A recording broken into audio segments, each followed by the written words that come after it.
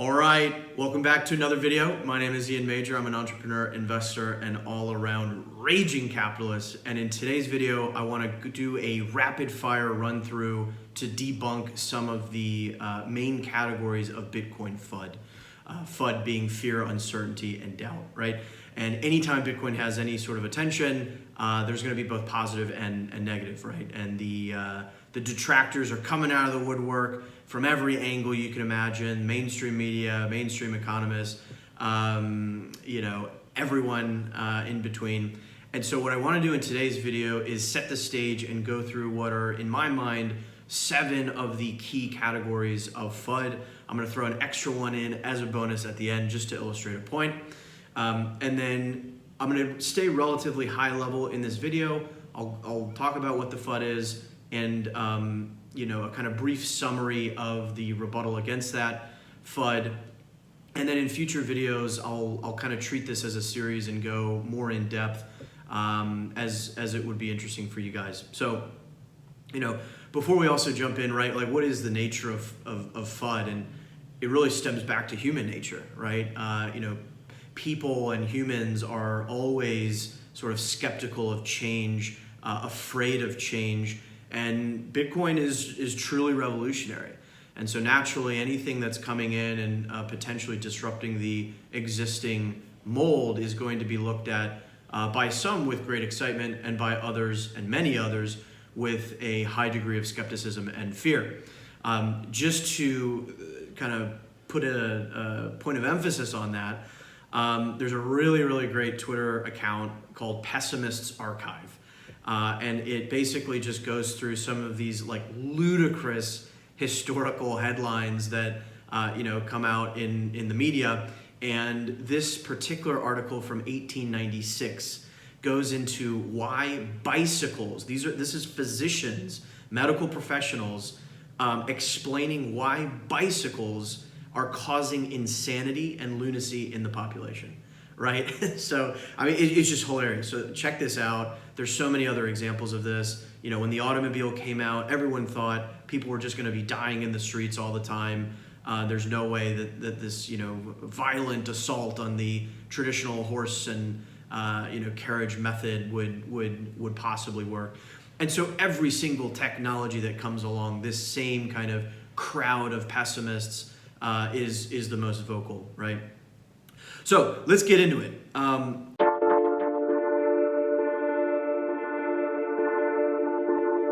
FUD piece number 1 is, well, it's intangible, right? I can't hold it, and it's backed by nothing, therefore, right? I somewhat get that in the sense that, okay, this is truly the first successful digital money that humanity's ever seen. So, okay, fair. But, the idea that because of that and because I can't hold it, it has no value, is just misled. And in fact, there is no such thing as intrinsic value, right? All value is subjective in the sense that humans are placing some value on something, some good, some service, some piece of information or knowledge, right? And, if you don't believe me, just go to, go right to the Fed. The Money Authority in the US, and, they came out with this article back in 2018 and some research. And there's a direct quote here that is, Bitcoin units have no intrinsic value. The US dollar, the euro, and the Swiss franc have no intrinsic value either. So, right, this is an admission by those who potentially will feel threatened by Bitcoin that their own instruments of monetary value are also have no intrinsic value either. And for others who kind of somehow still think that, oh, well, my US dollars are still backed by gold, that's not the case, right? That hasn't been the case since 1971. And so this idea that, well, it's backed by nothing kind of falls flat on its face, because that's the same as anything in the entire world. The next piece of FUD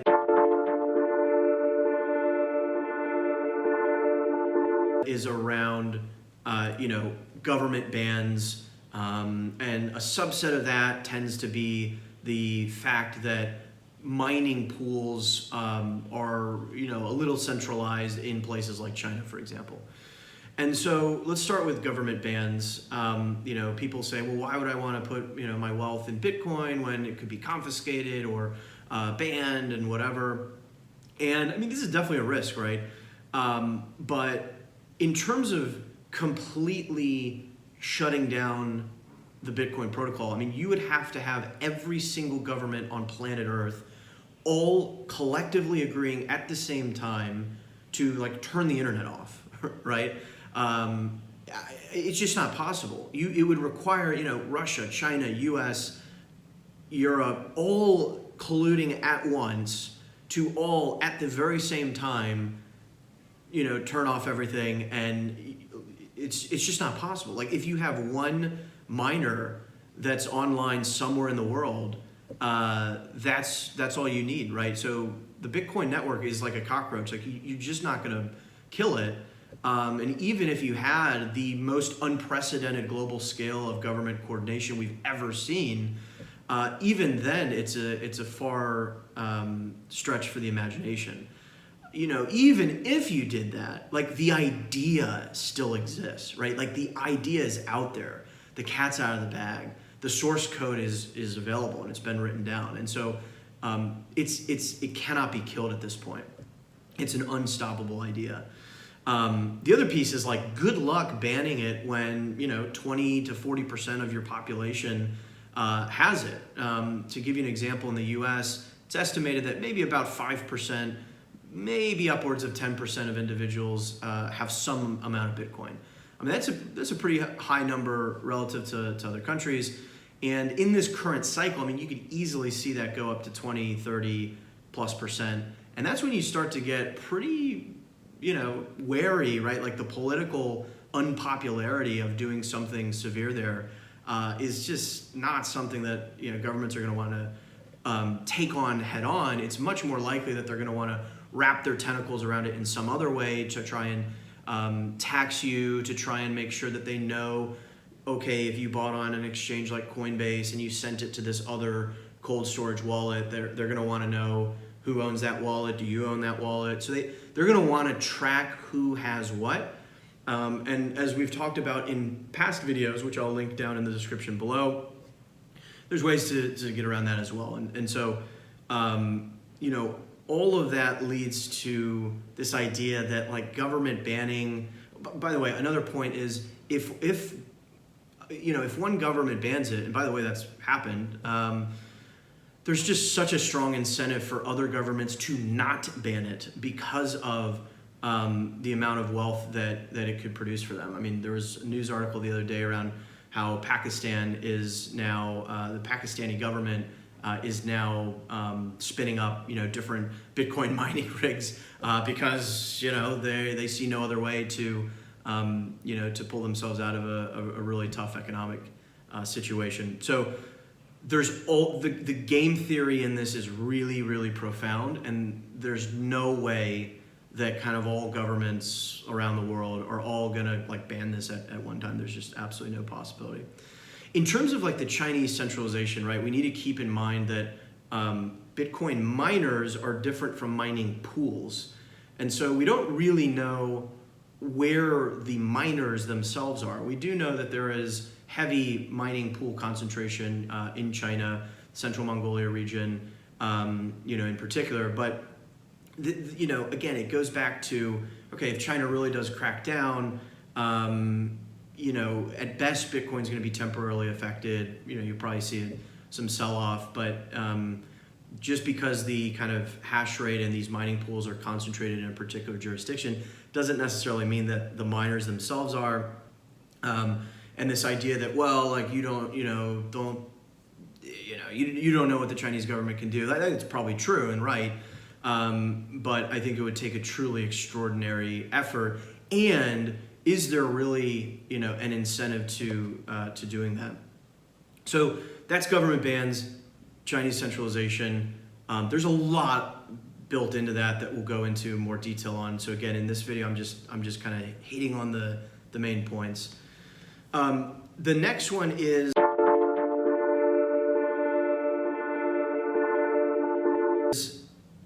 it's a bubble, right? It's a scam.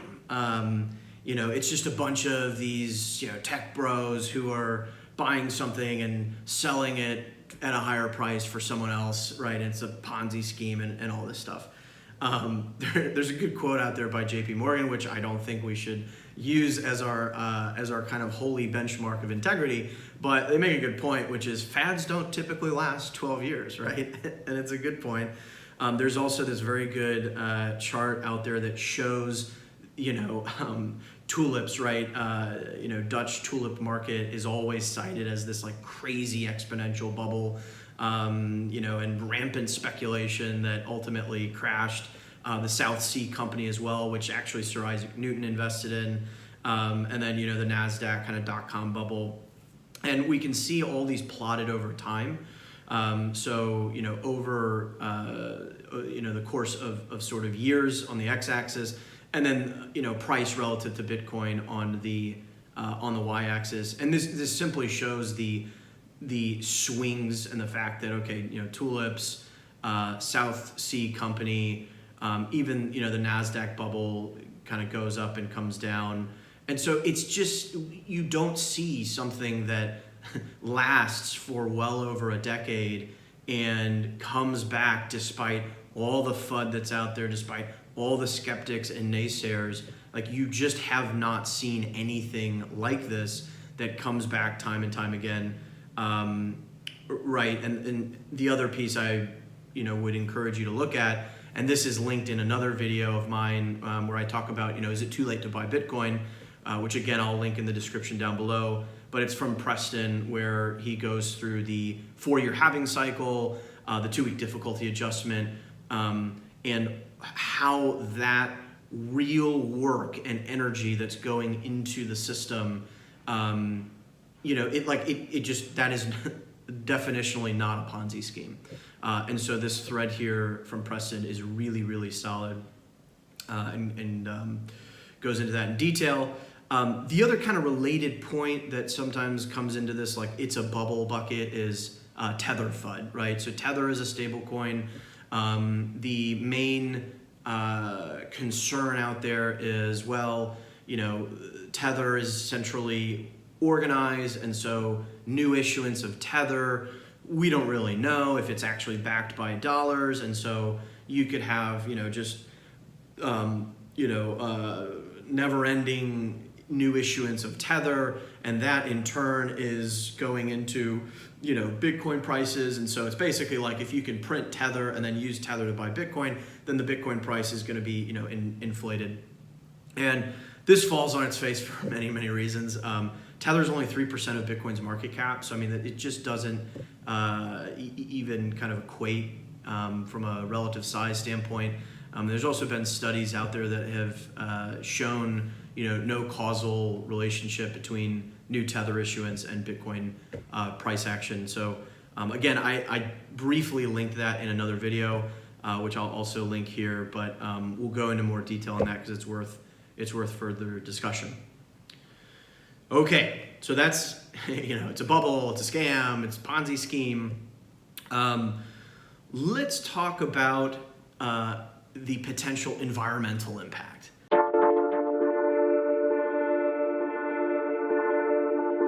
This is a real popular one, right? As you could probably guess and imagine. And this particular article from Nick Carter, The Last Word on Bitcoin's Energy Consumption, is a very, very good distilled synthesis of I think some of the best points that are out there in counter to this argument that, Bitcoin's just so unbelievably energy inefficient, and we're boiling the oceans because of Bitcoin, and we're all going to be burning in 20 years because of Bitcoin, right? Which is all just not true at all. And so some of the points he goes into are the fact that on a relative basis, there's a fairly high degree of renewable energy that is fueling the Bitcoin mining network. The other beautiful part of it is that there is a incredibly strong incentive for Bitcoin miners to seek out cheap sources of energy. And so, for example, like if you look at an electric grid, Electricity isn't fungible, meaning that you can't produce electricity and then store it for a while and then use it at a later time. Like, yes, there's batteries and battery technology, but in terms of, the lighting, powering, where I live, right? Like, that electricity coming in, you can't just hold it and store it. And so what happens is there's a number of different estimates and studies out there, but globally it's estimated that probably around 6 to 8%, maybe even as high as 10% of electricity production is completely wasted, right? Because of this fact that, like, I can't produce electricity in one area and transfer it all the way across the country if, I'm in the US, for example. And so there's a ton of wasted energy as it is, and there are huge incentives for Bitcoin mining to tap into that. He goes into other examples of where Iceland, of all places, given the very rich geothermal energy sources they have, has been a destination for aluminum production. So the bauxite ore that you mine out of the ground and then you need to smelt that down into aluminum, like you might do that mining in China, ship it to Iceland just for Iceland to smelt it, just for them to ship it back to China, simply because of Iceland's kind of abundant, renewable energy in that regard. And so there is a huge, massive incentive for Bitcoin mining to push the envelope in finding new energy sources, in sopping up the wasted energy that's kind of anyways going totally unused, right, in the system. And the other really important point in this is, like, whose job is it to say what is a moral use of electricity or not? Like, is your binge watching Netflix, is that an acceptable use of electricity? And it's just that, like, Bitcoin's not? And so there's always this kind of double standard that's used by environmentalists in this type of argument, which is just, it's just kind of laughable. Energy, channeling energy is the single way that humans increase their prosperity and, quality of living. And so if anything, we want to see more energy production, right? Not less. The other thing that's often lost in this argument is any sort of rational cost-benefit analysis. So, yes, it's the case that Bitcoin uses energy and uses a lot of it. But it uses it and produces something of immense value. And that is this kind of leak-proof crucible in which we can store our time and energy as humankind, right? It's a perfect wealth preservation receptacle that protects our wealth from any bad actors, any central planners, any governments, any hackers, confiscators who would otherwise seek to steal our wealth. That's a pretty strong value proposition, and the idea that you can just get that for nothing is also wishful thinking. That again, a lot of these environmentalists or folks will harken back to. There's also some good summary here around, like, again, this intellectual dishonesty of critiquing something in a vacuum. And what I'm showing you here are different kind of estimates for the amount of energy that's used by the existing legacy system, right? I mean, think of all these big, giant government buildings that are used for, money printing or, producing regulations about the money printing or, all of this. I mean, gold mining's on here, et cetera. And so you can see on a relative basis, Bitcoin's actually quite modest relative to the traditional banking system and traditional governments. And so imagine a full Bitcoin system and being able to dramatically reduce, the line items here that you see with the banking system and governments. Again, that perspective is completely lost by folks coming in and saying, oh, Bitcoin uses a lot of energy, and they're making that statement in a vacuum. The final piece on this topic I'll leave you with is a very good Medium article here by Dan Held. By the way, I'm going to link one of his recent podcast appearances in the description below. I mean, he does an excellent job kind of going through and debunking a lot of these points and even more. And so it's definitely worth a listen. But he goes into why proof of work is actually efficient, right? And this is why other methods such as proof of stake are just not as strong, and there's nothing sort of inherently wrong with proof of work. So check it out. I won't do it justice in this briefer overview.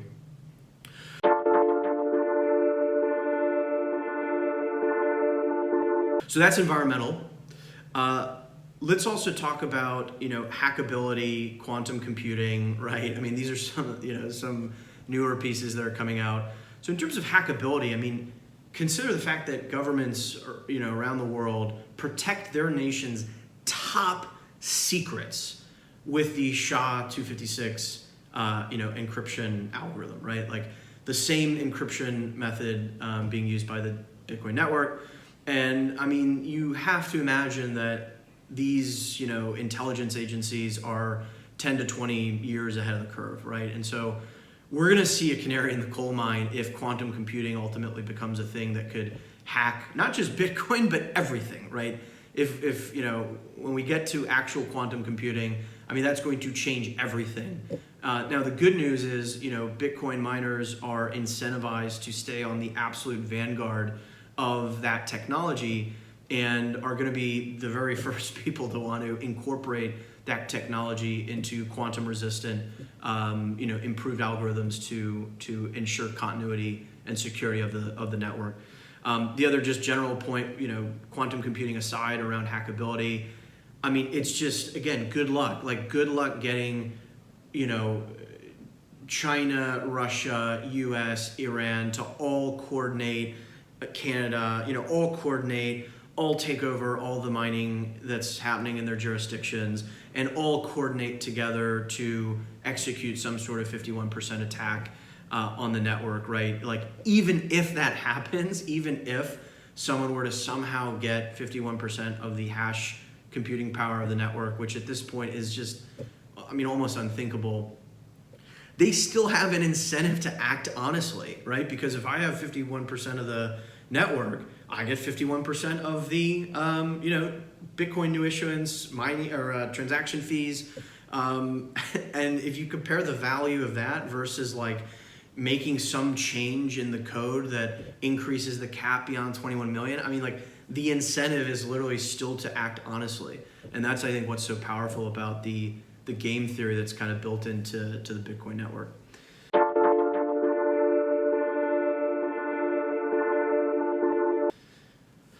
Next piece of FUD, and this is, maybe is not its own category, but it's been, going around where, you had this big story of, this Bitcoin owner who humorously was the former CTO at Ripple.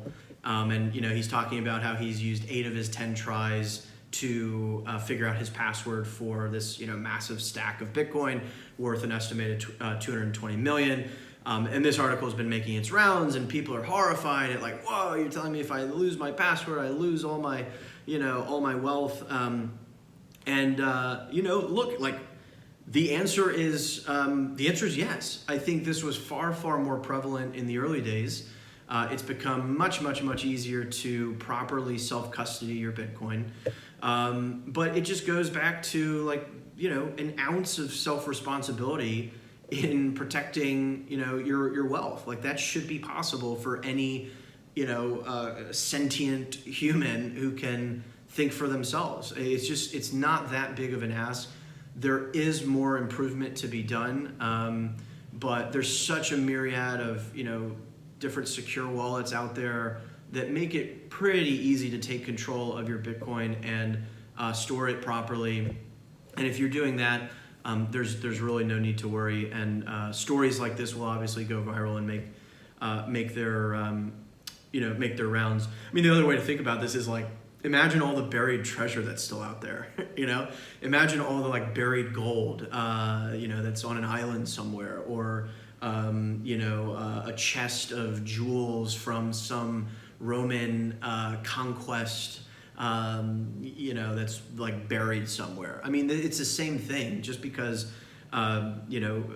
people leave or forget their treasure somewhere doesn't make that treasure any less valuable. In fact, if anything, it makes it more valuable, right? And so there's an intimate link here to the very kind of soft society that we've kind of grown into, where someone needs to look after me, someone needs to protect me at all times. And part of the Bitcoin value proposition and thesis is about self-sovereignty and taking responsibility for your wealth. So with great power comes great responsibility. That's really what it comes down to. The next piece of FUD, and this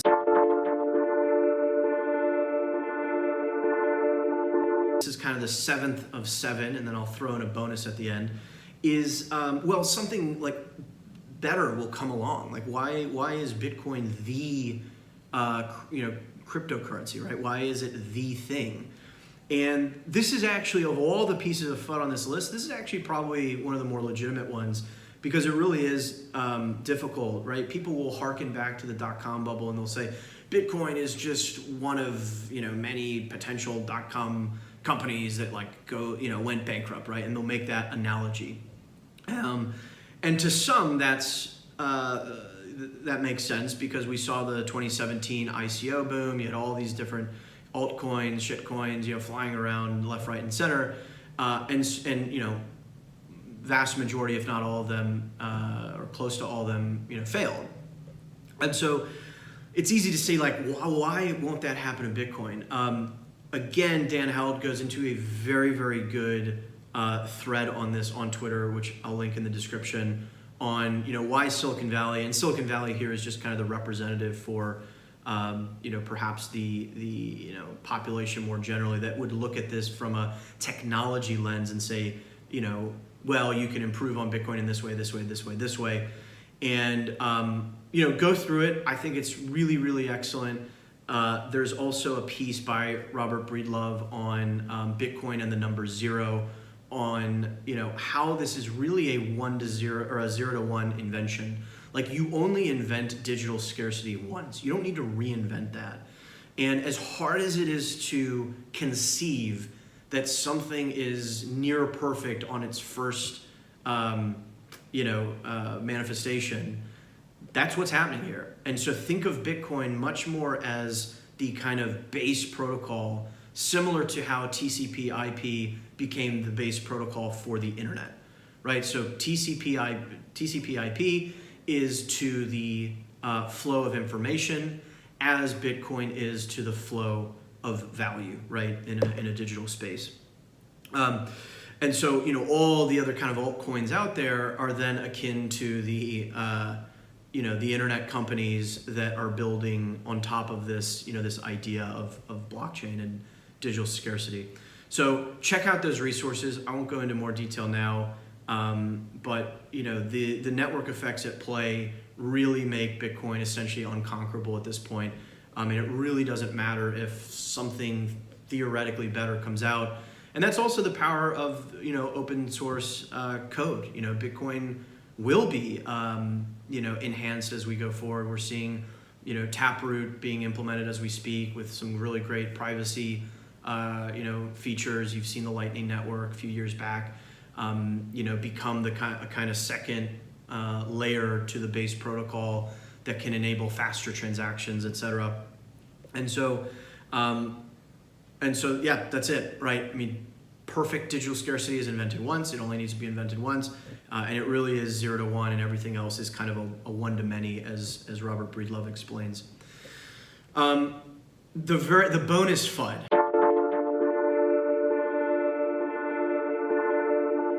So I know that was a very quick kind of whirlwind tour across those different categories, but I hope that rapid fire approach was at least helpful.